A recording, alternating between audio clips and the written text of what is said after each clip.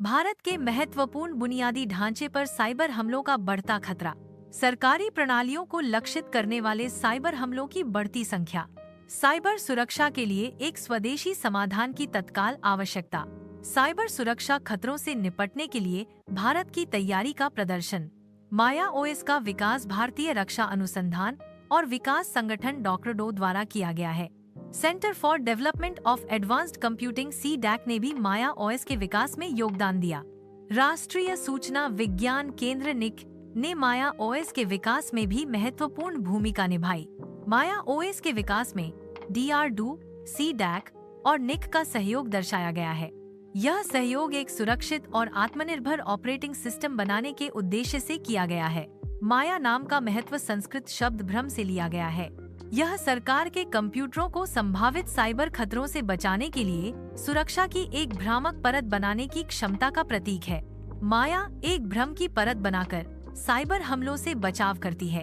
यह नाम साइबर सुरक्षा में एक रणनीतिक भ्रम की अवधारणा को दर्शाता है।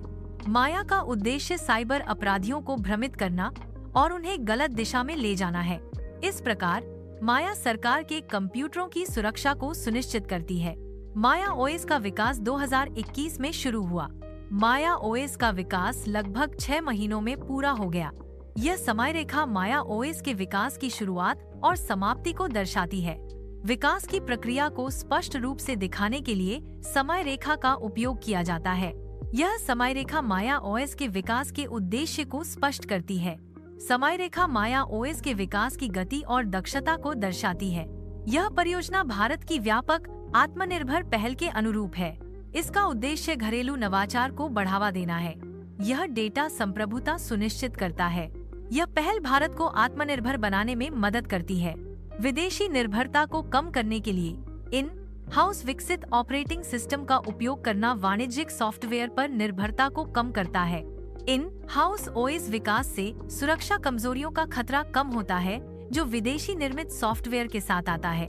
इन हाउस समाधानों का उपयोग करके संगठन अपनी विशिष्ट आवश्यकताओं के अनुरूप अनुकूलन और नियंत्रण बढ़ा सकते हैं। इन हाउस ओएस का उपयोग करने से डेटा संप्रभुता सुनिश्चित होती है और विदेशी निगरानी का जोखिम कम होता है। माया ओएस उबंटू वितरण पर आधारित है, जो अपनी सुरक्षा और अनुकूलन क्षमता के लिए जाना जाता है। उबंटू एक ओपन सोर्स प्लेटफॉर्म है जो इसे विकास और अनुकूलन के लिए स्वतंत्र रूप से उपलब्ध कराता है। ओपन सोर्स होने से माया ओएस को समुदाय द्वारा लगातार अपडेट और सुरक्षित किया जाता है। माया ओएस की अनुकूलन क्षमता उपयोगकर्ताओं को उनकी विशिष्ट आवश्यकताओं के अनुसार सिस्टम को बदलने की अनुमति देती है। मौजूदा ओपन सोर्स आधार पर निर्माण करने से विकास प्रक्रिया में तेजी आती है। यह एक मजबूत समुदाय सत्यापित नींव से लाभ उठाने की अनुमति देता है। ओपन सोर्स परियोजनाएं व्यापक परीक्षण और सुधार से गुजरती हैं। समुदाय आधारित विकास अधिक विश्वसनीय और सुरक्षित सॉफ्टवेयर बनाता है। माया ओएस साइबर सुरक्षा पर केंद्रित है, जो आधुनिक खतरों से सुरक्षा प्रदान करता है। इसका डिजाइन उपयोगकर्ता अनुभव को प्राथमिकता देता है, जिससे सुरक्षा सुविधाएं उपयोग में आसान हो। यह ओएस अनधिकृत पहुंच और डेटा उल्लंघनों को रोकने के लिए उन्नत एन्क्रिप्शन तकनीकों का उपयोग करता है। माया ओएस में निर्मित फायरवॉल और घुसपैठ का पता लगाने वाली प्रणालियां दुर्भावनापूर्ण गतिविधियों की निगरानी करती हैं।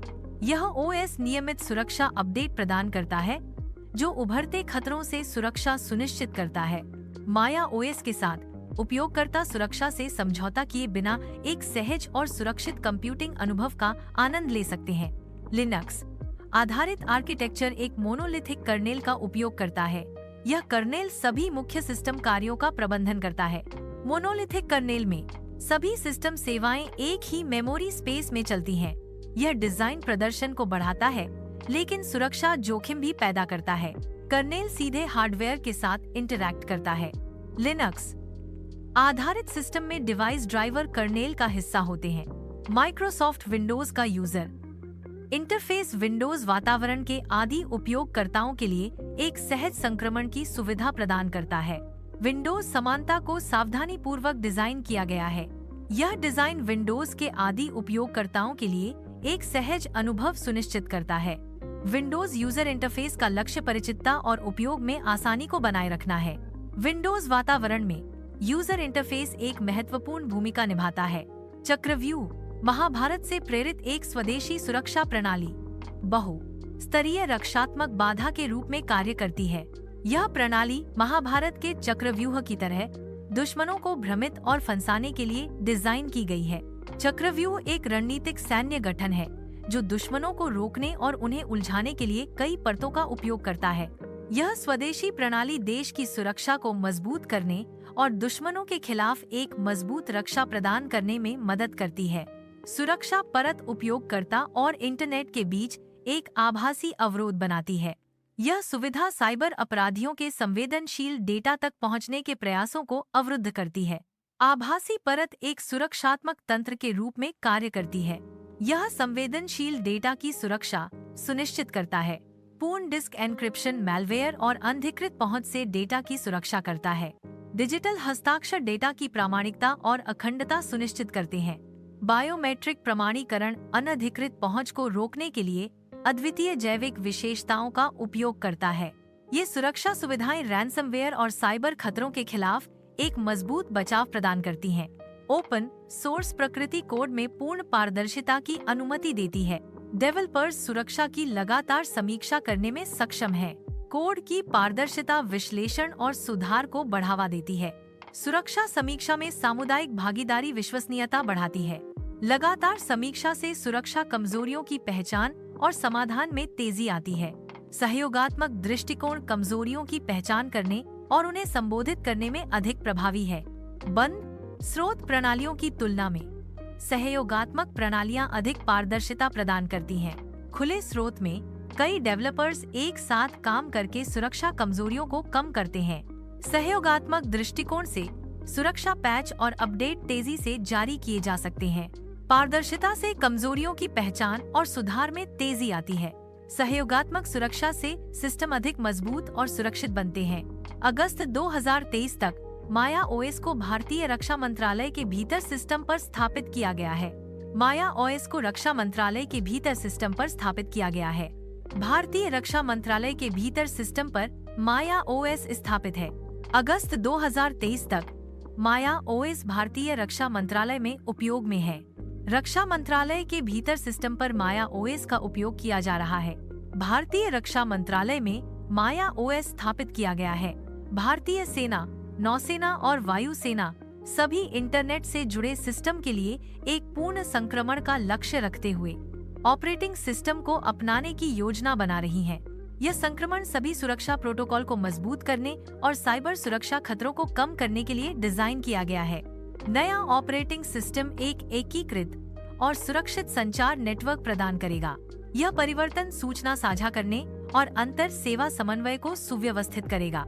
इस संक्रमण से भारतीय सशस्त्र बलों की समग्र परिचालन क्षमता में वृद्धि होगी।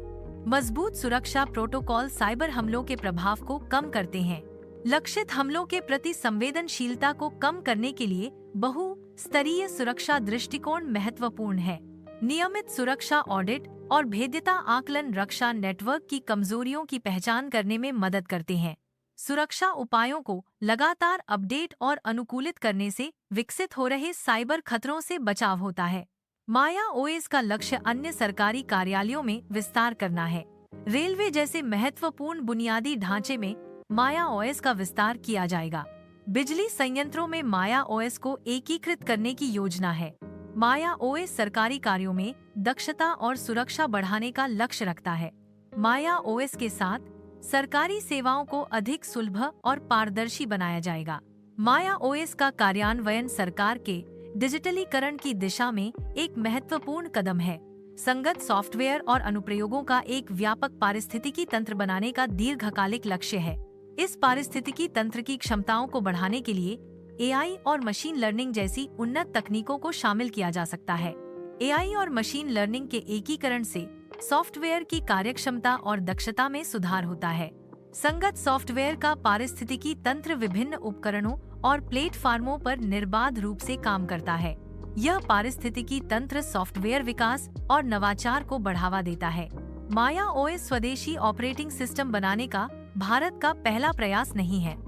Centre for development of advanced computing DAC ने पहले Bharat operating system solutions boss पेश किया था। बॉस एक स्वदेशी ऑपरेटिंग सिस्टम था जिसे DAC द्वारा विकसित किया गया था। माया OS और बॉस दोनों ही भारत में स्वदेशी ऑपरेटिंग सिस्टम के विकास में महत्वपूर्ण कदम है। माया OS को मजबूत सरकारी समर्थन प्राप्त है। राष्ट्रीय सुरक्षा चिंताओं के कारण माया OS को महत्व मिला है। सरकारी समर्थन और सुरक्षा चिंताओं ने माया OS की गति को बढ़ाया है। माया OS की सीधी प्रासंगिकता के कारण इसे महत्वपूर्ण गति मिली है। यह परियोजना तकनीकी आत्मनिर्भरता की ओर भारत की यात्रा में एक महत्वपूर्ण मील का पत्थर है। यह साइबर सुरक्षा को मजबूत करने में भी एक महत्वपूर्ण कदम है। तकनीकी आत्मनिर्भरता से देश की अर्थव्यवस्था और सुरक्षा को बढ़ावा मिलेगा। यह परियोजना भारत को वैश्विक स्तर पर एक तकनीकी शक्ति के रूप में स्थापित करने में मदद करेगी। यह नवाचार और अनुसंधान को बढ़ावा देने के लिए एक उत्प्रेरक के रूप में कार्य करेगी। माया OS का भविष्य भारत की साइबर सुरक्षा को मजबूत करने की दिशा में केंद्रित है। यह तकनीकी आत्मनिर्भरता को बढ़ावा देने में एक महत्वपूर्ण भूमिका निभाता है। माया OS भारत को साइबर हमलों से बचाने में सक्षम बनाता है। यह देश की तकनीकी प्रगति और सुरक्षा के लिए एक महत्वपूर्ण कदम है।